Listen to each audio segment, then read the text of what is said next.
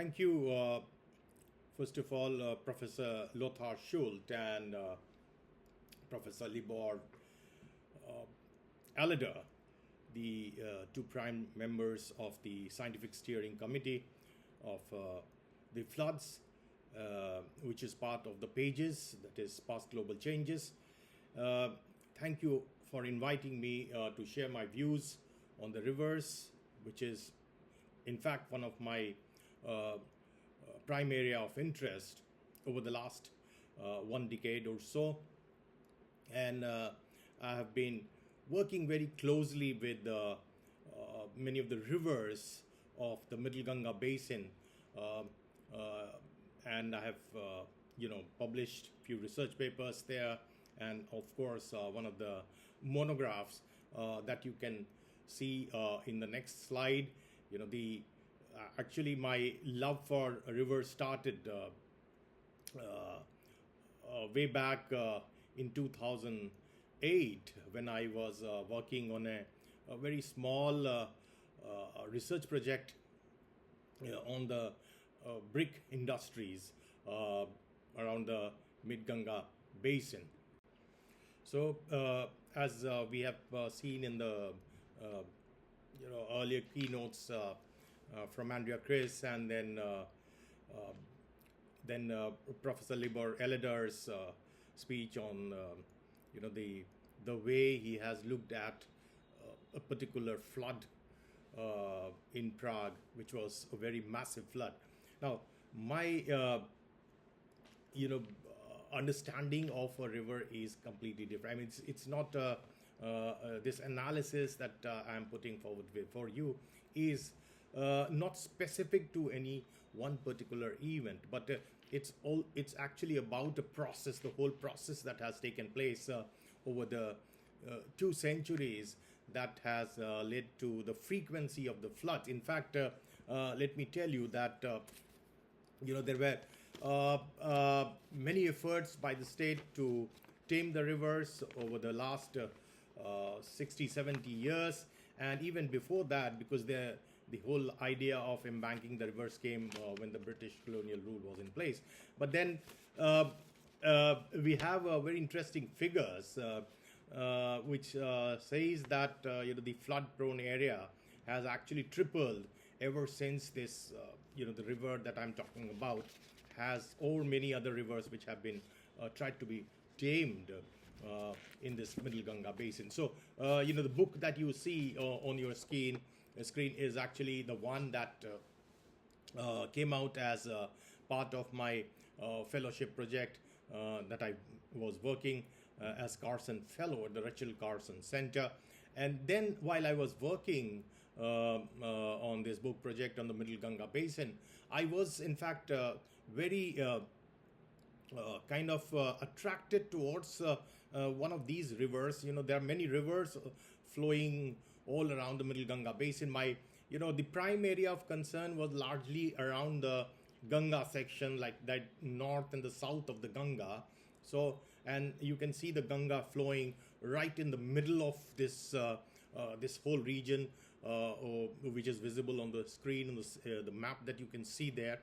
So my the monograph is also, this Speaking Rivers book is also about the Ganga and the the different cultures, cultural forms, the society, the politics that has grown up, the kind of the fairs, the kind of vernacular literatures that have flourished, and which are all concentrated around the Ganga River flowing from the Middle Ganga Basin.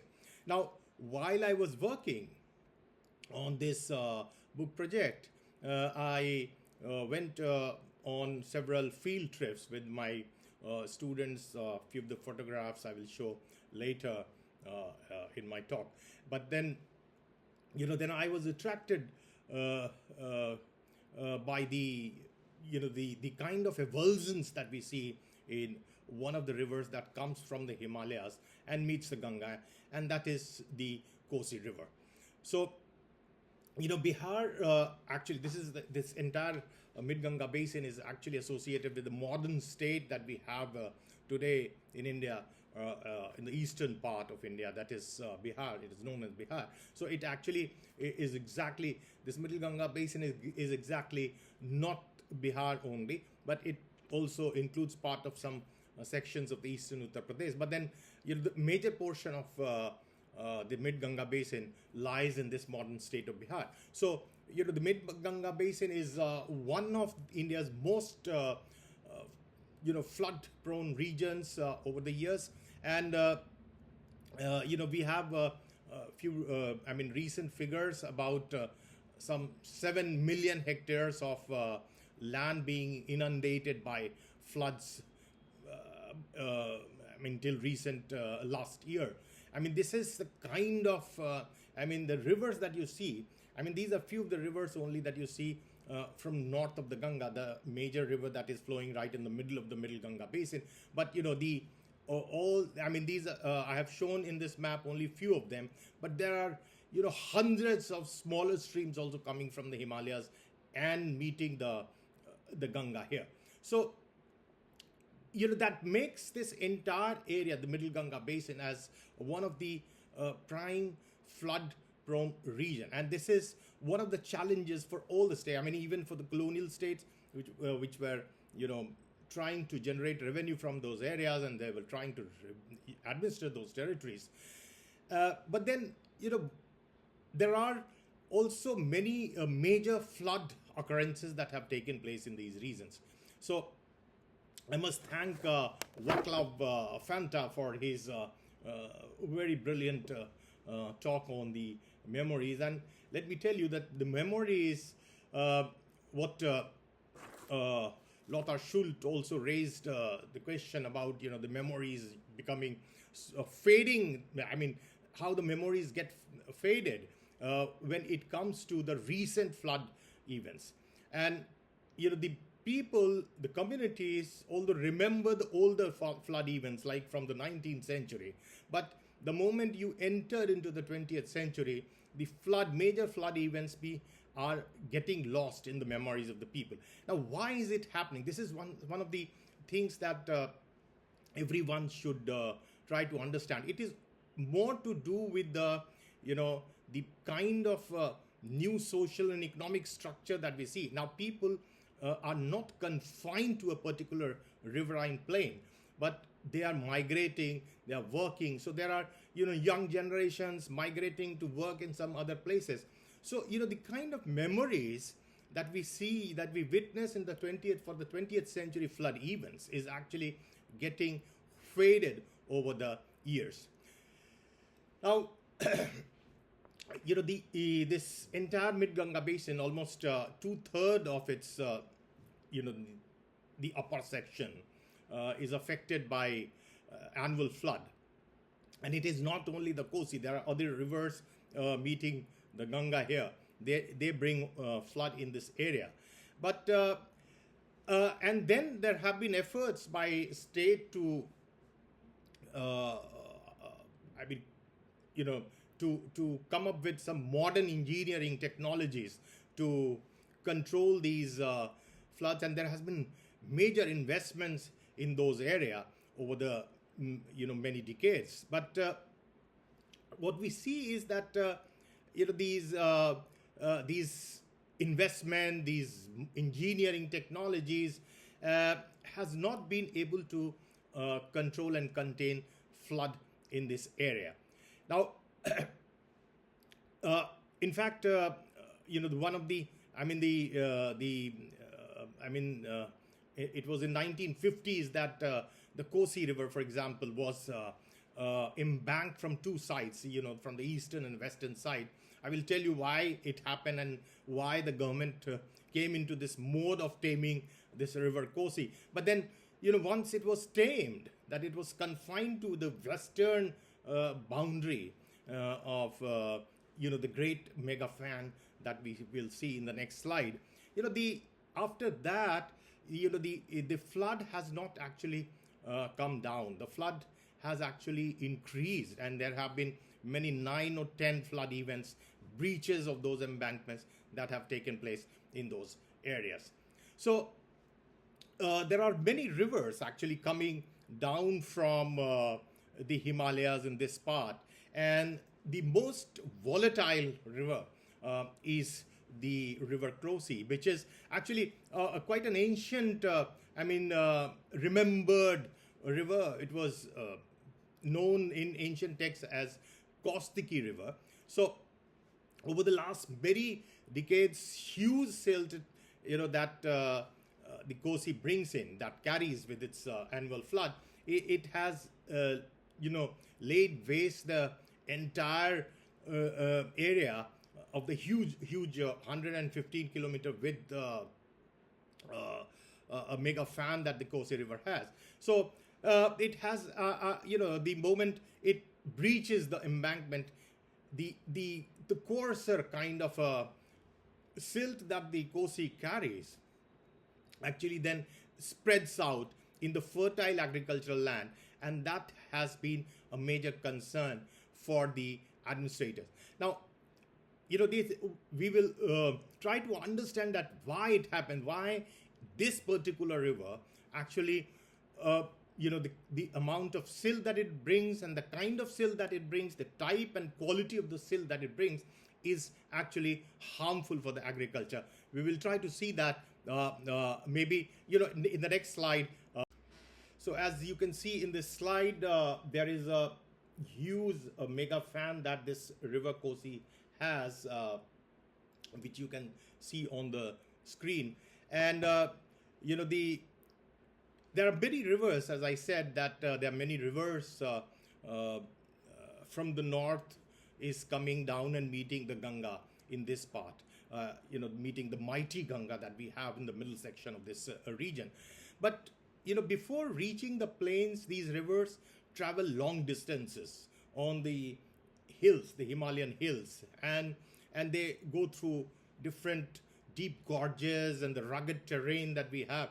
Many of these rivers follow that path and then pass through these gorges and terrains. But then, by the time they descend, and the sediments that they carry, then because of their long travel, they are very finely kind of textured, and that actually, this very fine quality textured sediment enriches the agricultural fields with its annual floods. But not with this river Kosi. The Kosi River, in contrast, is actually bringing in very coarser kind of silt and sediment, because it is coming very closely from the hills. And so the plain that we find in the Middle Ganga Basin, when the Kosi River enters in the Middle Ganga Basin, the distance that it covers in the Himalayas is very less as compared to many of the other rivers that we have. So in contrast, what we see is that the tributaries which are feeding the Middle Ganga Basin, including those joining the Kosi, because there are also rivers which are joining the Kosi here also in this part. So, and the Kosi River itself, so they cover a relatively kind of a very shorter distance, and then before coming down to the floodplains of Bihar and this Middle Ganga Basin, these the river Kosi has the tendency to carry very coarse kind of a silt with it. So the Kosi River, the kind of coarser sediment that it transports, particularly during the summer month that we have in South Asia at that time, June, July, August, September, all these months, when you have a lot of heat, glaciers melt, and then they combine with the kind of southwest monsoon that comes from the Indian Ocean. So, all these together then wash away vast quantity of the loose soil that we have downstream the Himalayas. So, and then it suddenly enters into the floodplains of this Middle Ganga Basin. So, in the Kosi River, what we see is that the Avulsing, the Avulsing, which the kind of movement that we see in the river, it is very common. And this is a historical reality. And this is what, the state over the years have tried to do, that they have tried to stop this avulsion. The kind of avulsion that we see in the Kosi River has been, stopped. But this has been a major failure for all the states. And, the avulsions that we see in the Kosi, it is very abrupt kind of an avulsion. And it is very violent also. But then, people for centuries have been living in those areas, and they lived with this kind of an avulsion character of the Kosi River. So they had no problem living in those areas. They knew that how the Kosi behaves, and they had their own way of dealing with the Kosi every year. Now, if we look further, kind of, east of this middle Ganga basin, which is the lower Ganga, there also you have a very avulsing river, the Brahmaputra, which is it also has a avulsing character, but it is very gradual. The kind of avulsions that we see in Brahmaputra, it is very gradual, and it is in fact very lateral. So it is actually right at the end of this middle Ganga section, then the lower Ganga section starts, and the Brahmaputra then flows from major portion of Assam, which is actually one of the most fertile plains of northeastern India. So, I mean, this is the few of the characteristics that we have of the Kosi River, and that actually has been the prime concern of the state over the last 2 centuries. Now, let me tell you, I would like to emphasize on this point that the earlier regimes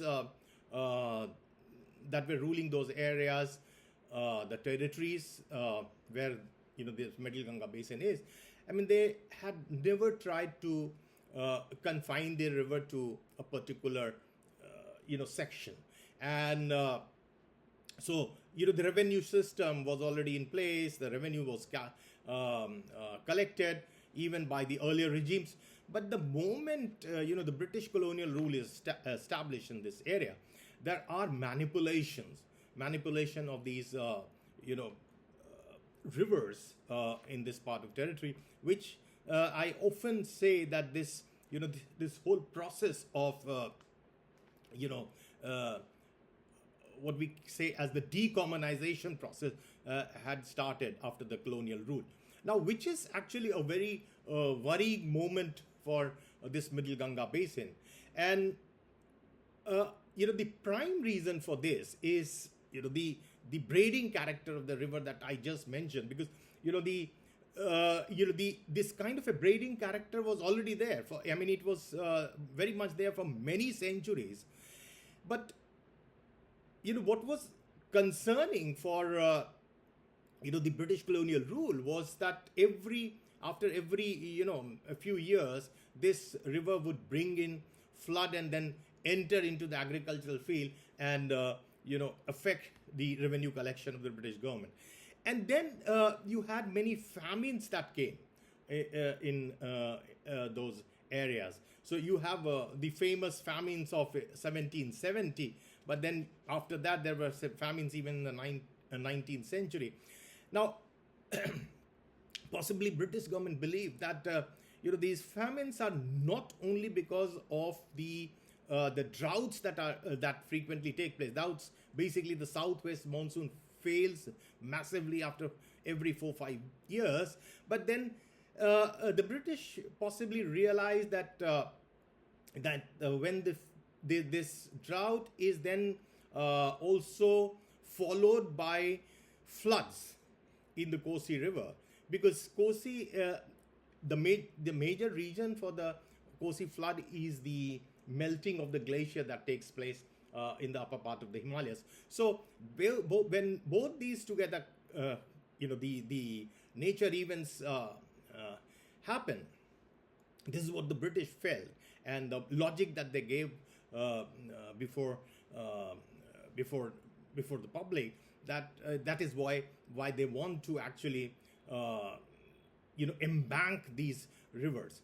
So they believe that the solution lies in taming these rivers to embankments, and that is one of the uh, main thrust of my paper today. So they realize that the just because they open up this river, particularly Kosi opens up new channel every few years because of its braiding character, it becomes very difficult for them to calculate the revenue, and it is because of this character that even this was named as the sorrow of Bihar later. So this is one of the, and then the one of the monograph, very famous monograph, was also written by Christopher Hill in that area. The map that you see here, once again, I have shown here in this map that how many of the rivers are coming from the top of the Himalayas and meeting the Ganga.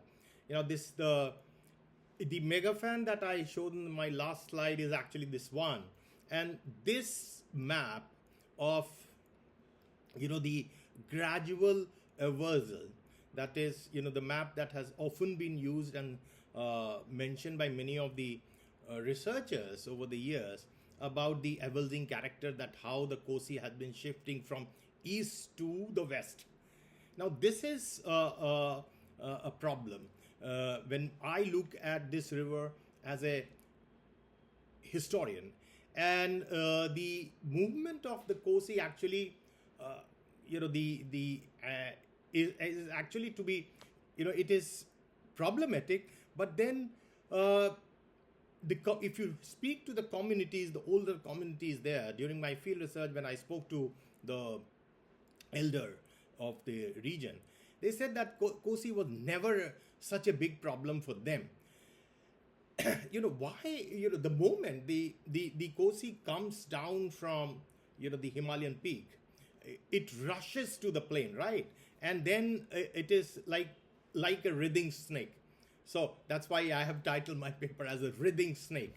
So, and it actually changes its course almost at will.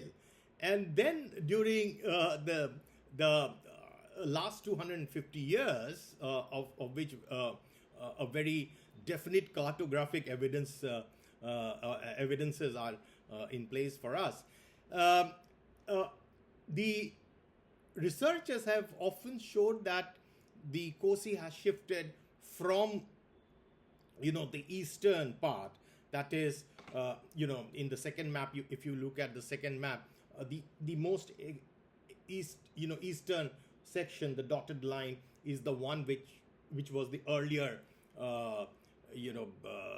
riverbed of the Kosi, and then over the years it gradually shifted towards west.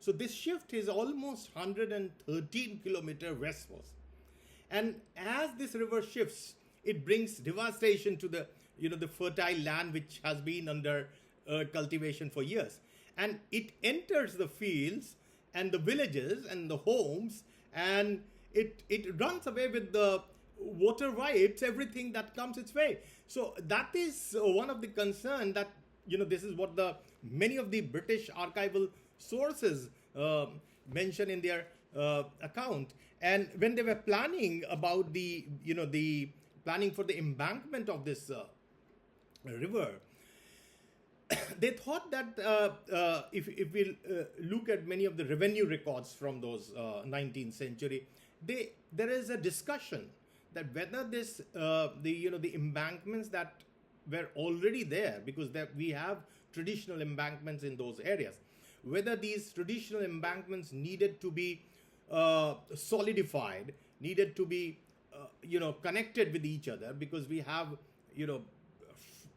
fragments of smaller embankments all around, and this was one of the major recommendations of many of the engineers and the revenue officers of the time.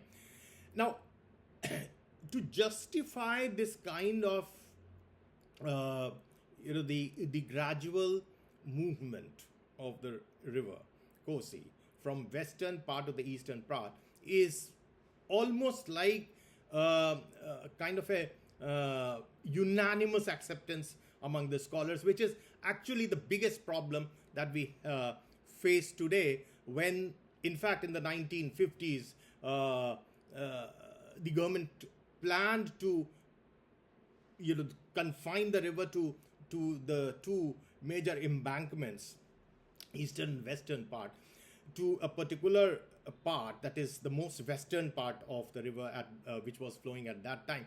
Now this map has actually created problems. I mean, this map is actually rather based on the perception that the policymakers develop, that the Kosi shifts gradually from east part to the western part, and so it is a gradual shift and not an abrupt shift, and that is the real problem for the river Kosi.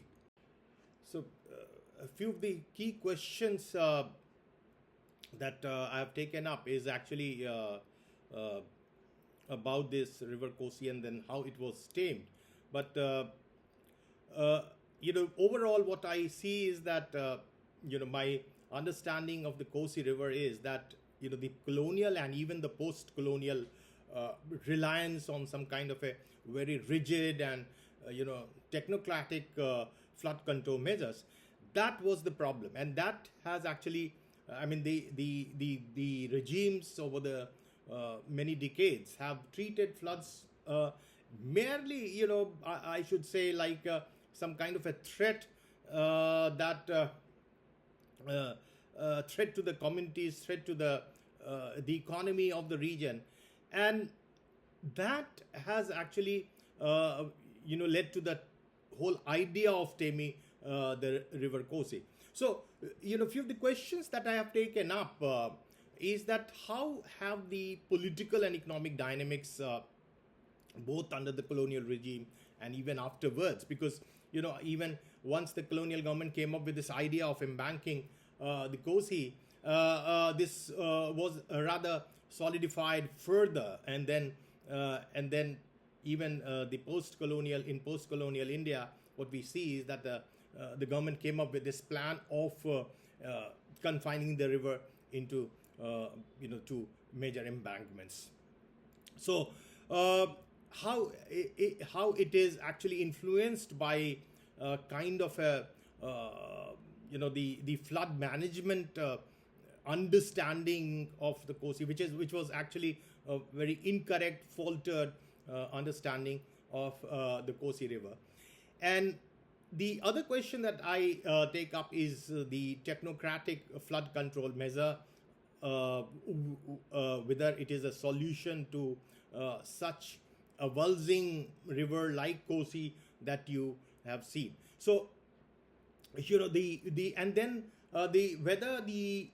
traditional communities, as I mentioned, that we have memories of the traditional communities living in those areas, and in fact many of the revenue documents, home accounts, home records, they also suggest that the communities were living with the flood and they were just making smaller embankment with community efforts. So the traditional community-driven flood management was more flexible and durable, and it was more resilient, and that's something which I normally see in this part. And the moment we went against this idea that this traditional community-driven flood management is faulty, it became a problem for the region. So how one of the key question that comes up, because the historian's task normally ends with the the analysis of the documents and the sources that we study, but then this is one of the recent trends, and this is one of the requirements of this floods workshop also, that how can the traditional knowledge, whether we can come up with this any model as a solution for any region where you have these such avulsing rivers. I mean, in many parts of the world around, you have such avulsing rivers.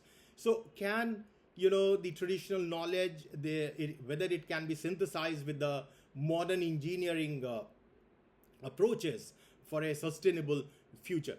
Now, obviously, we will be discussing all these key questions over the whole day when the workshop goes on. But I would just give you a glimpse of few of the ideas that I have put up in my research that would open up new interesting questions for discussion throughout the day.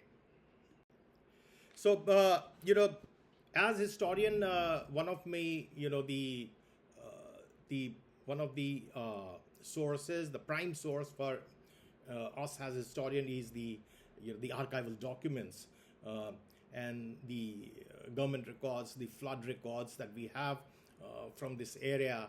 And so these are just few of the documents from that area. And then, of course, few of the important flood conferences that were held. One of the very important flood conference that was held was in 1937. And then you also have, these maps like these from 1773, 1801, and many more maps that I have tried to use and try to understand the behavior of the Kosi River. So, I mean, these are, then also it was in 2011-12, and then afterwards also I went on field trip with my students, which was part of the project that I had undertaken on the Middle Ganga Basin. So these are my few of the research students.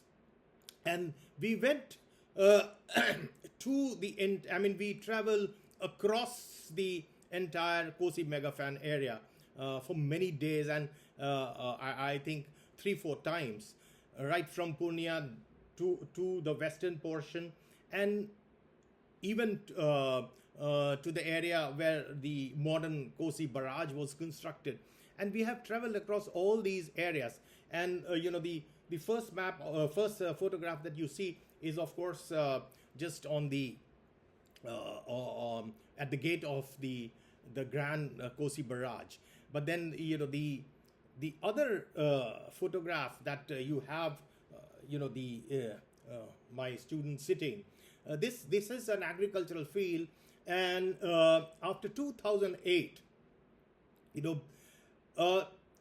white coarser sediments that you see is actually about after 2008 disaster, the breach that happened in the embankment in the area, and it has destroyed the cultivation completely in the area, because all the coarser silt got deposited in the agricultural field. So this is one of the challenge, and then I interacted with many of the the local people there. You can see in this third photograph on the left side, and then the fourth one, which is just on the southern portion of the Kosi barrage. So I mean, I've used many of the variety of sources. Of course, many of them are archival from the British period, and then I've also used many of the earlier literatures from earlier regimes, whether how the earlier regimes looked at this river. So in order to understand this shift in the understanding of the river, I had to go back to say, for example, for 5 centuries, and then look at the way Kosi was behaving and was being understood by the communities at that time. Now, this is very interesting. This is the photograph that I took during my field work, and this is one of the smaller embankments that were constructed, the smaller earthen bunds, which is known as the Beedi Bund in those areas. And in the photographs, you can look at the top. There is a small breach that has been deliberately done by the the villagers in this embankment. So it so happened that this is the sketch that I have. This is from my book Speaking Rivers. The kind of embankments that the traditional communities would make, these were not long embankments. These were very smaller embankment, specific to their homesteads, to their homes, to their villages, and to the granaries, to their the agricultural areas, to the cultivable areas. And they would make two parallel kind of embankments along the river, and then when the flood would come, it would then enter the upper portion of the river, the Avulsing would then enter into this inner section, and then they would allow this breach within the the inner bund, the second bund, which then will let the finer quality silt to enter into the agricultural field. So the coarser kind of a silt would get deposited, and only the finer quality of the silt would go and enter into the agricultural field. I mean, this is the kind of traditional bunds that the communities would make during those years. Now, these are few of the interesting. This is a sketch that I have taken from internet. But then, the two photographs that you see, it is my own photograph from the field work, and this is one of the harpine management, which was actually very common in the southern part of Bihar, but this was also common in many of the areas of the middle Ganga Basin.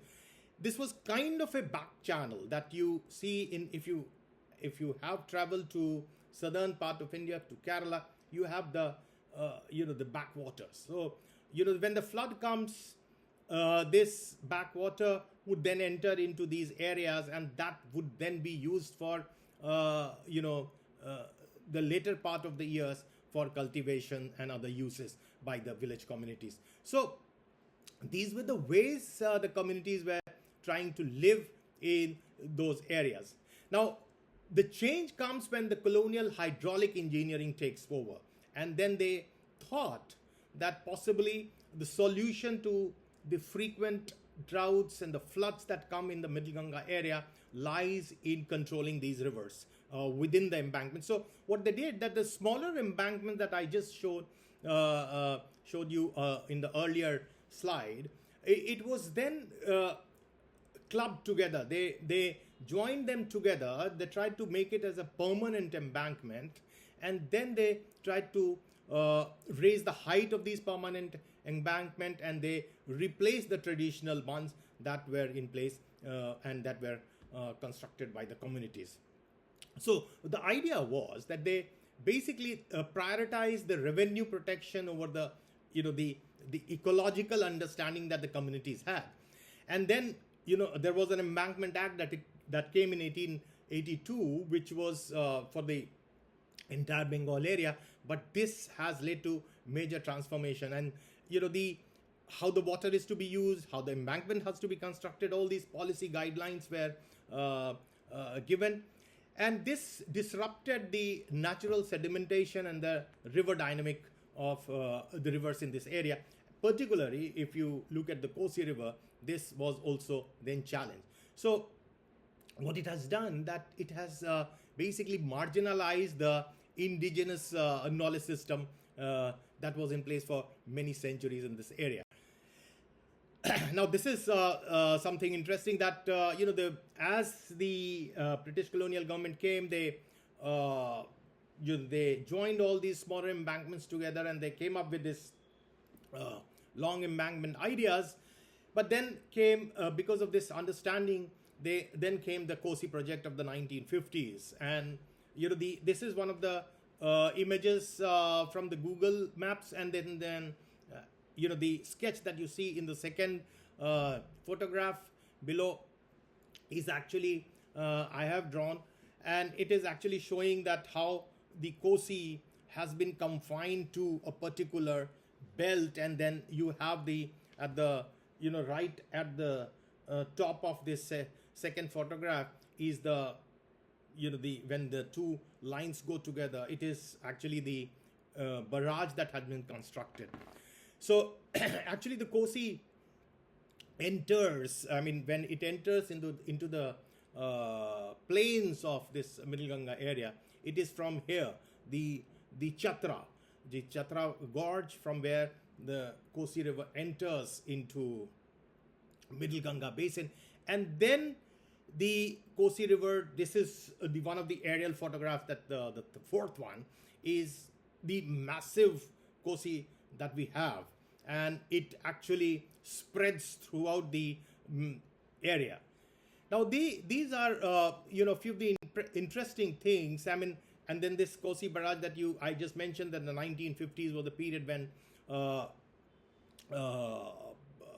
Kosi project was undertaken, and huge money was invested to construct this and confine the Kosi river to the western portion of the mega fan of the Kosi that we had.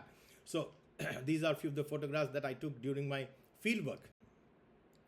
Now, despite this embankment, what we see is that there have been major embankment breaches. There was one in 1963, 68, 71, 80, 84, 87, 1991. 2008 was the massive one, the most massive breach that had happened, and then again in 2024. So it is not something, I mean, this embankment of the Kosi river to the western portion has not been a solution. Now this map I've taken from Chakrabarti's publication, and he has shown that when the 2008 breach happened, the Kosi was actually flowing right at the center of the mega fan, and that means that the Kosi had come back again to its eastern position in the grand mega fan that the Kosi had, and that actually was something which I wanted to investigate through my historical understanding of the Kosi river. So these are the few of the photographs of the devastation of 2008 breach. These are a few of the photographs that I have taken from internet. So these are not mine photographs, but then these are two of the photographs of after 2008 massive breach that happened, and there were water logging all around. It entered into the agricultural field, it entered into the houses, and then the coarser silt got deposited in the agricultural field, and it took many years for those agricultural fields to become in a position, come back to a position of cultivation. So now if we look at the insights from the historical cartography, and that's something I wanted to bring in, and then we will end, and that will be our major focus of discussion today, over the day. How, as historian, can we look at these rivers through our maps to understand these rivers, and whether these rivers show a kind of a gradual, such avulsing rivers, they like Kosi, do they show some kind of a gradual movement, or they are showing some kind of an oscillation? So what I have seen through my map study and various other documents, the literatures and the archival document that I've seen, that this oscillation of the braiding of the Kosi river, it was not linear, and the channel shifts that we see, often given by many of the researchers, that it has gradually shifted from east to the west, is actually problematic. So Kosi had actually this tendency to come back to the central portion and to the central part, and so this this progressive shift hypothesis is actually very wrong, and this wrong notion of the progressive shift of the Kosi has actually led to this idea of holding the river Kosi on the the western part that we find today. That is, we have the east and west embankment within which the Kosi flows through. So the frequent avulsions are actually the very natural characteristics where they are very intrinsic to the megafan behavior, and that is something which as historian I have also seen through my studies. So reverse oscillating character is actually misconceived, and that's why the flood management models that came later on in later years were something which were based on this idea that there has been a gradual shift towards west, and that's why we should now stop the Kosi right on the western part. Now look at these maps from various years. I've shown you two maps earlier also. This is from 1897, 1917, and then you have the 2008 map.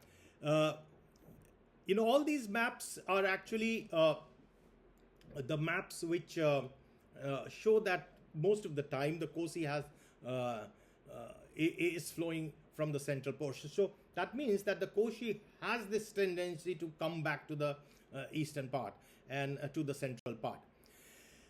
So to conclude, the discussion will go on, but then just to trigger your mind, to trigger the discussion further, I think taming an avulsing river like this, which comes from the high hills and enters into the agricultural field, is no solution to the floods.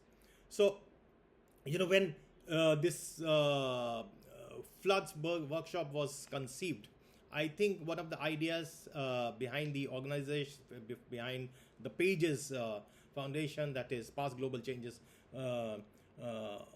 Committee, is to come up with some solutions, also to see whether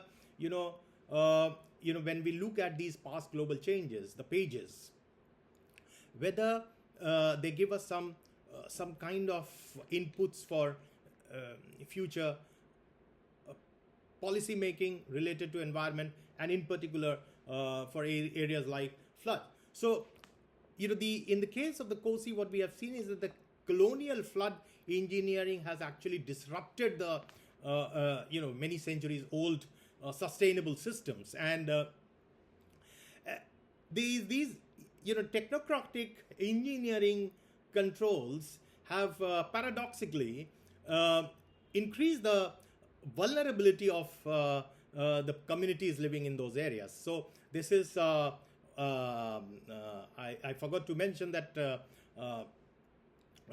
I'm also associated with the V2V vulnerability to viability project of University of Waterloo, wherein we work on these vulnerable areas in different dimensions. So of course one of them is the fishing community.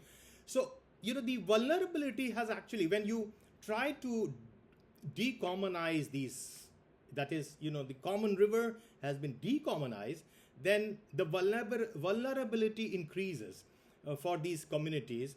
So that's why we, the figures that we have of the flood prone area, it has tripled after the 1950s rather than coming down. So the taming of the Kosi River has never been a solution. And I think this is one of the key questions to be discussed in the workshop today, whether, looking at the historical data, because we have many geographers, scientists, and engineers also in the workshop. But then, as a historian, I think, when history has something to tell us for the future flood managements, and I think, for a sustainable management, we need to have kind of a combination of the history, ecology, and the understanding of the community. So community participation is very much important. So the way, so I was, as we were discussing about the memories of these communities, so we have, older community, elderly people living in those areas, they have the memories of the floods and the way Kosi would behave, and way Kosi's flood would not be a problem for them. So what we need is that, through this, the sketch that I've drawn, it's a rough sketch of the Kosi project. But what I've tried to show is that we can actually create wetlands and flood corridors along the Kosi. We just cannot do away with the embankments, right? Once the embankment has been done, these embankments have consolidated over the years. So what was there in the 1950s, almost 246 kilometer embankment was made. Then it increased over the years, and there were more grants given to the Middle Ganga Basin, and more embankments were constructed in other rivers, also on the Kosi.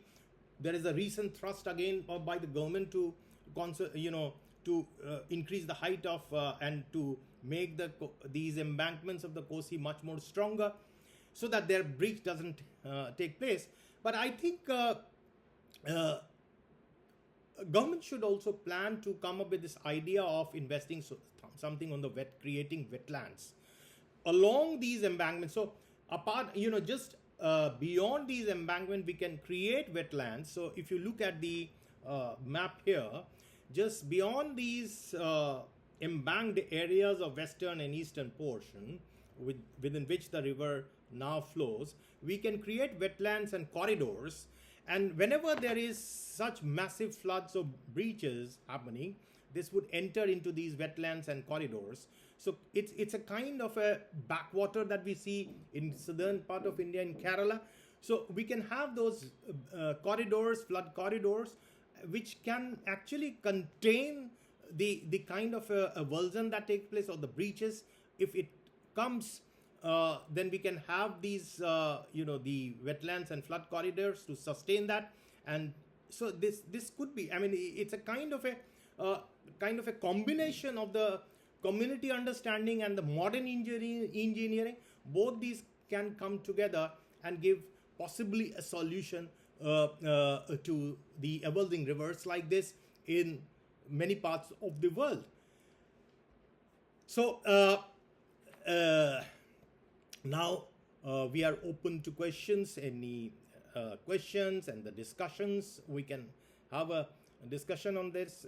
These few of the points that I have just told you, these were just trigger points for you to come up with more ideas, questions, suggestions, and we can discuss further, and we can use this model of Kosi for other rivers of the world to see whether, rivers which are just coming from the high hills and entering into the plains, whether, taming these rivers is a solution, or we can have some other solutions as well. So thank you. I now invite questions.